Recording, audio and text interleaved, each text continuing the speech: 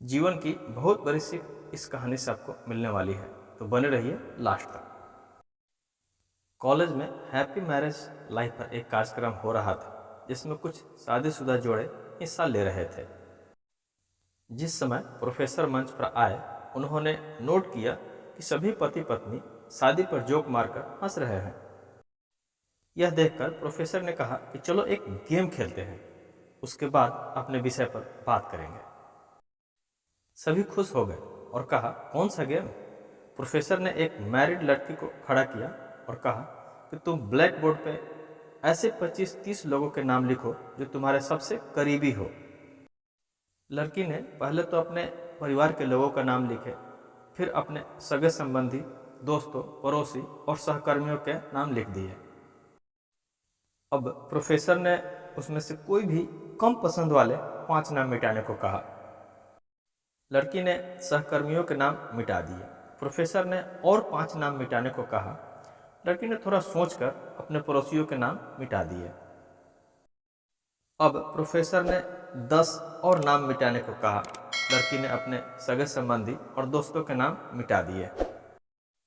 अब बोर्ड पर सिर्फ 4 नाम बचे थे, जो उसके मम्मी पापा, पति और बच्चे का नाम था। अब प्रोफेसर ने कहा, इसमें से 2 नाम और मिटा दो। लड़की असमंजस में पड़ गई। बहुत सोचने के बाद कुछ दुखी होते हुए अपने मम्मी पापा का नाम मिटा दिया। सभी लोग स्तब्ध और शांत थे, क्योंकि वो जानते थे कि ये लोग गेम सिर्फ वो लड़की ही नहीं खेल रही है, उनके दिमाग में भी यही सब चल रहा है। अब सिर्फ 2 ही नाम बचे थे, पति और बेटे का। प्रोफेसर ने कहा, और एक नाम मिटा दो। लड़की अब सहमी सी रह गई। बहुत सोचने के बाद रोते हुए अपने बेटे का नाम काट दिया।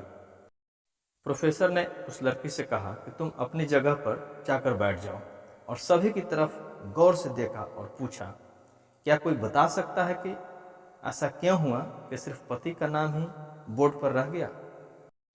कोई जवाब नहीं दे पाया। सभी मुंह लटकाकर बैठे थे। प्रोफेसर ने फिर उस लड़की को खड़ा किया और कहा, ऐसा क्यों?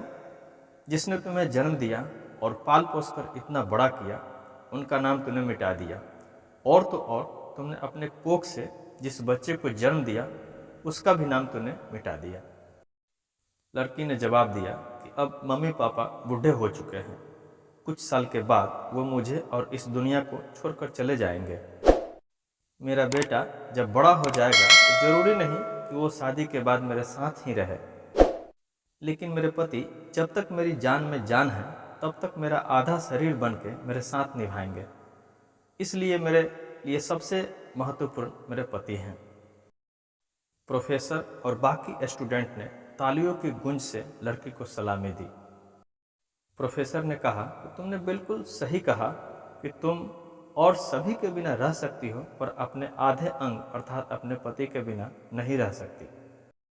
मजाक मस्ती तक तो ठीक है, पर हर इंसान का अपना जीवन साथी ही उसको सबसे ज़्यादा प्रिय होता है।